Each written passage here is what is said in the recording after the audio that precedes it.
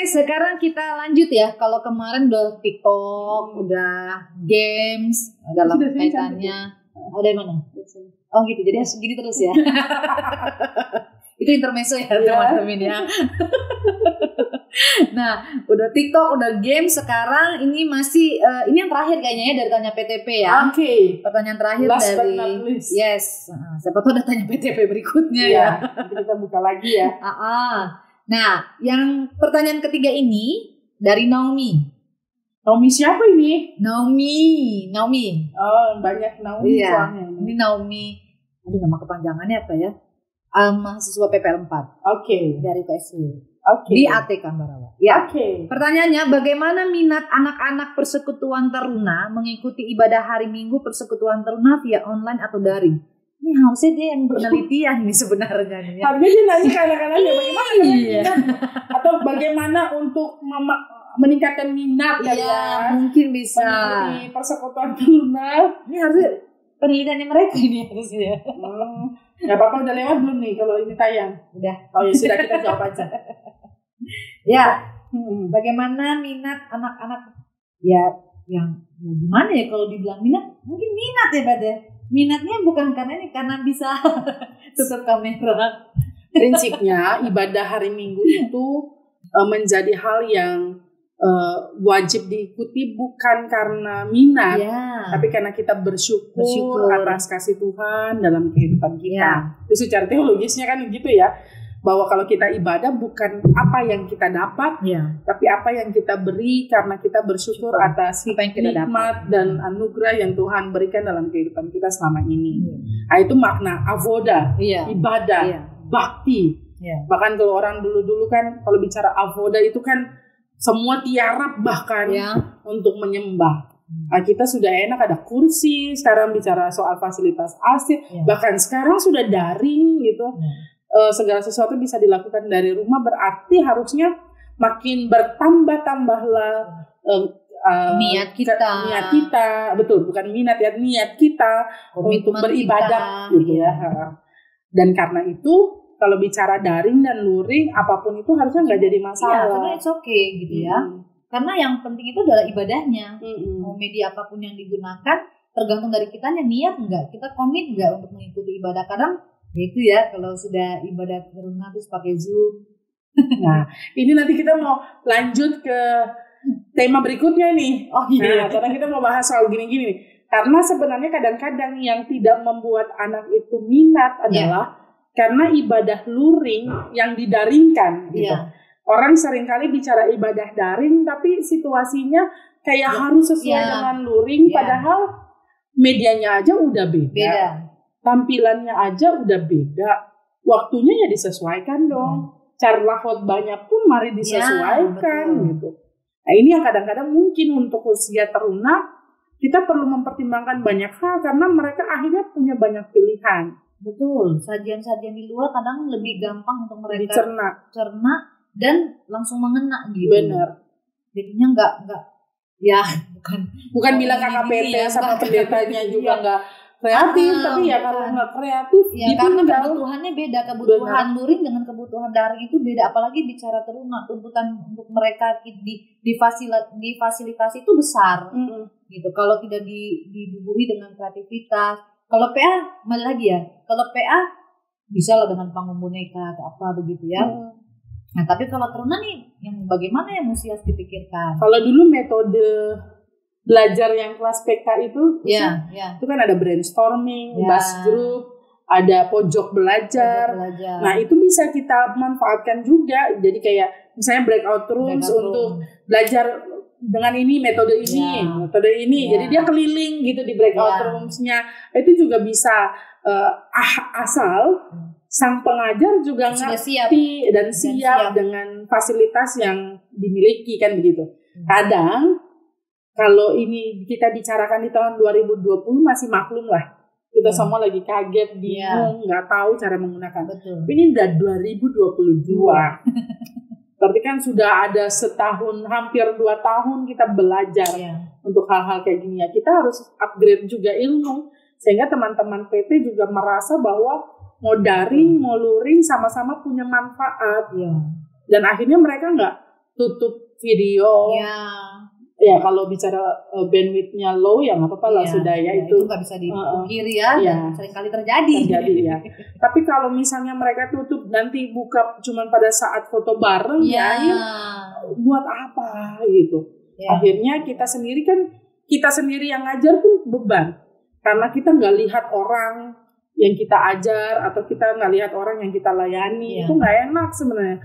Kita nggak bisa tahu respons mereka bagaimana. Tapi kan ada banyak metode ya. Pakai Mentimeter misalnya, pakai games misalnya seperti yang kita bahas di episode sebelumnya. Games itu bisa kita pakai dan banyak games online yang bisa kita gunakan untuk ice breaking di awal gitu. Dan dalam banyak kesempatan kita beribadah teruna itu, kita juga bisa bikin mereka nyaman dengan kelompoknya untuk diskusi. Yang mungkin gak harus kita pelayan yang dampingi, tapi teman-temannya ada ketua kelompok ini. Jadi ketika tidak diawasi, mungkin mereka bisa lebih ini untuk kemudian presentasi. Coba kasih mereka presentasi. Kadang-kadang tuh kita, ada ya, gitu. Whiteboard gunanya ada ya, gitu. Mereka bisa lakukan itu justru jauh lebih baik. PPT-nya justru jauh mungkin lebih bagus karena di sekolah mereka diajarin. Kan gitu. Beda dengan zamannya kita. Apa itu PPT? Kan gitu ya. Betul, karena kalau bicara minat untuk mengikuti ibadah secara online atau daring ini sebenarnya bukan persoalan remaja doang tapi bicara semua kategorial usia. Cuman yang paling penting sebenarnya supaya betul-betul ketika harus diperhadapkan dengan ibadah online ataupun daring itu betul-betul bisa menarik gitu ya. Kalau dia PA kan gini, PA PT juga sebenarnya. Yang diharapkan dalam pengajaran PA atau PT kan gini.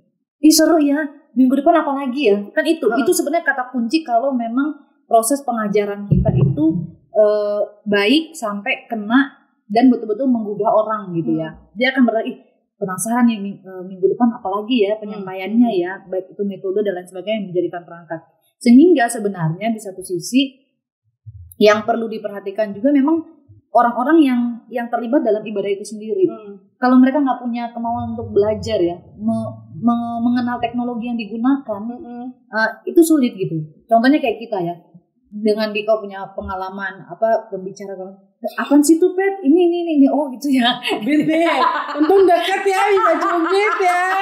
Lah iya, ini kalau pengalamannya banyak tingkat dewa kayaknya. Nggak ada. Terus, jadi kayak gitu tuh justru menolong. Oh iya gitu. Dan dengan adanya gitu kan mereka tertarik.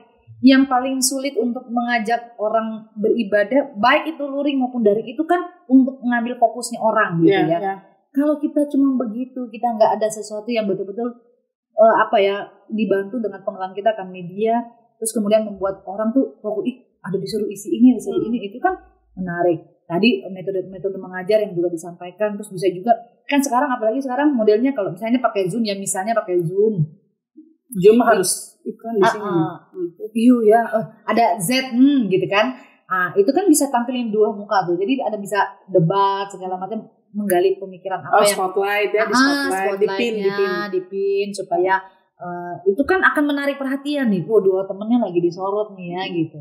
Benar menarik gitu. Itu akan menjadi sesuatu yang menarik. Bahkan bisa 4 ya kan? Bisa. Nah, itu yang kayak gitu. Makanya aku pikir dari percuma kita menumbuhkan kalau dari pertanyaan ini minat remaja, kalau dari kita pihak yang bertanggung jawab terhadap itu kita nggak punya waktu, nggak punya keinginan untuk ngulik gitu teknologi apa yang bisa kita pakai ya. Pemilihan platform juga.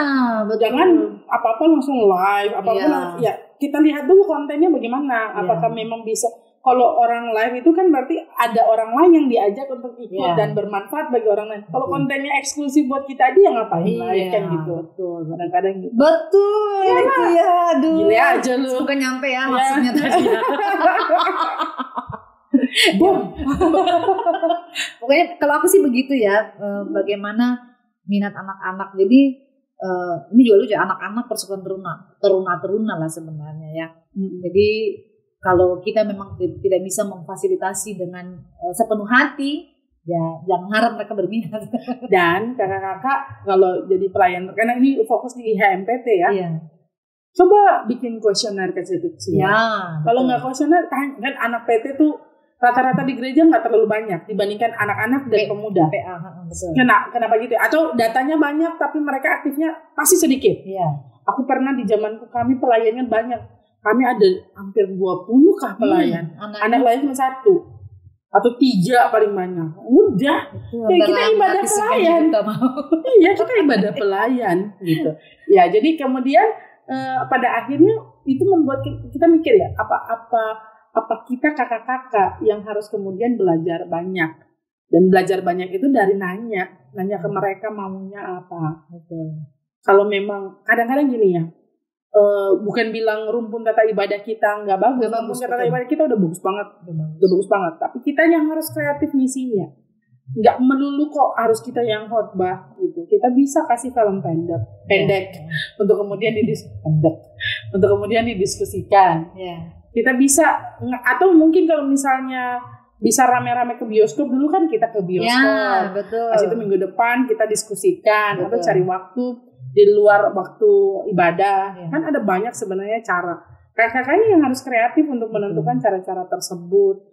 Dan semua berasal dari data. Kadang-kadang di jemaat kita mungkin gak relevan, tapi di jemaat lain bisa relevan. Sehingga gak usah ikut-ikutan. Kalau di jemaat lain bikin ini kayaknya FOMO, fear of missing out. Seolah-olah kalau kita nggak bikin gitu, kita ketinggalan zaman. Sabar dulu, cocok nggak di kita anak-anak pada misalnya kalau kita mau tentukan platform ya, mereka masih main Facebook nggak kalau kita live-nya di Facebook misalnya. Anak-anak sekarang kan udah nggak main Facebook gitu. Atau misalnya kita bilang, oh yaudah kalau gitu TikTok, anak-anak kita gunain TikTok nggak, TikTokers nggak gitu. Dan hari-hari nggak mereka? Hari-hari nggak, atau sebenarnya ada platform lain yang memang pas dengan mereka. Jadi bicara soal penelitian dan butuh waktu. Dan karena itu ya perlu waktu yang diluangkan untuk hal tersebut sehingga apapun yang kita sampaikan relate. Intinya kalau pelayanan digital itu yang penting menjawab kebutuhan. Kalau nggak jawab kebutuhan tinggal klik leave meeting selesai. Tinggal klik ganti channel selesai.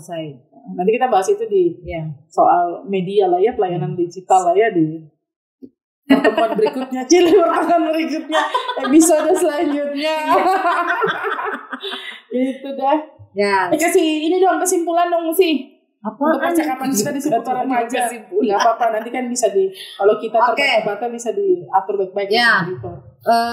Kesimpulannya ya, mungkin kesimpulan dari 3 pertanyaan yang sudah kita jawab ya, baik dari hari ini, episode ini maupun episode sebelumnya.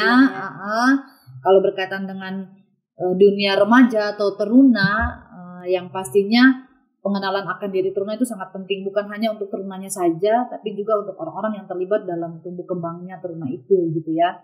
Dan pastinya memberikan fasilitas yang betul-betul mereka butuhkan, baik itu dalam ibadah maupun dalam aktivitas mereka belajar maupun di rumah. Dan fasilitas itu bukan hanya melulu soal teknologi dan lain sebagainya, sesuatu yang sifatnya material ya, tapi bisa juga ketika tadi yang sempat kita bicarakan dalam episode yang lalu, bagaimana fasilitas itu berupa diri kita sendiri sebagai orang-orang dewasa yang ada di sekitar mereka, memberi hati dan diri kita untuk menjadi pendengar, menjadi orang yang bisa dipercaya. Itu yang paling penting.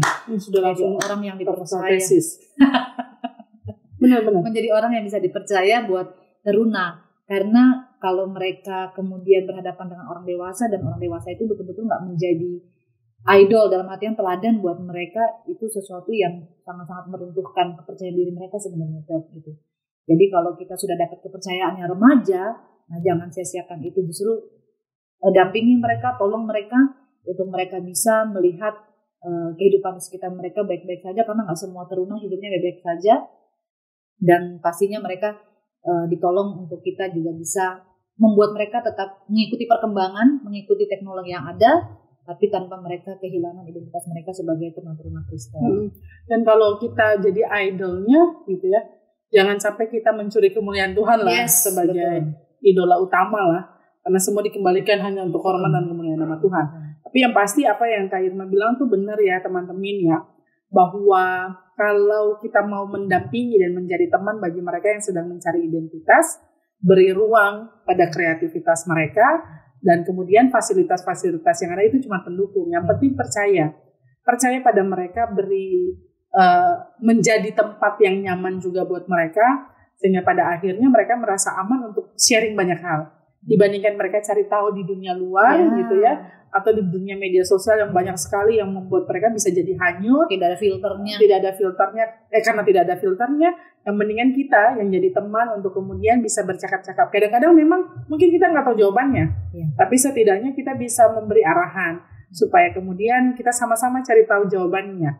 Sementara ada begitu banyak hal yang membuat mereka tersesat, mari jadi juga teman supaya mereka bisa punya teman untuk sesatnya bareng-bareng dan akhirnya menemukan jalan yang benar juga bareng-bareng. Sehingga kita dapat berkatnya juga bareng-bareng. Iya, sehingga dapat berkat untuk menjalankan amanat. Ini kita lagi cari di belakang soalnya. Oke deh. Kira-kira begitu teman-teman ya. Dengan demikian semoga bermanfaat. Dan dengan kita jawab pertanyaan yang terakhir ini, maka untuk saat ini sesi tanya PTP sudah selesai. Jangan sungkan kalau mau nanya lagi. Iya, jangan sungkan. Ini kan yang babak 1 ceritanya kan. Ya. Kalau ada yang mau tanya lagi silakan. Jadi nanti teman-teman silakan untuk dengarkan episode terbaru podcast Tanpa Podium setiap Rabu malam di Spotify, dan juga sudah bisa disaksikan di kanal YouTube podcast Tanpa Podium setiap Sabtu malam. Kunjungi dan follow Instagram kami @podcast_tanpa_podium karena ada banyak informasi-informasi, bukan cuma iklan tapi ada reels, ada microblog kayak gitu ya. Ada juga nanti bakal jualan, ada beberapa yang nanya soalnya kan soal merchandise gitu ya. Mudah-mudahan pas episode ini sudah ada. Mudah-mudahan. Tapi kalau belum ya udah. Sama teman-teman terima kasih banyak untuk yang sering sharing konten-kontennya podcast Tanpa Podium. Mungkin memang nggak mention kami. Kalau bisa mention supaya kami tahu kalau teman-teman lagi share. Ada banyak juga yang memang belum follow, nggak apa follow aja, nggak usah takut. Follow aja, follow gratis ya gratis ya. Jadi tapi terima kasih banyak yang udah share kemana-mana, itu terima kasih banyak. Dan kami merasa bersyukur karena bisa jadi manfaat juga buat teman-teman. Oke deh, kalau begitu saya Patricia pamit. Saya Irma pamit. Sampai jumpa di episode selanjutnya. Bye. God bless you.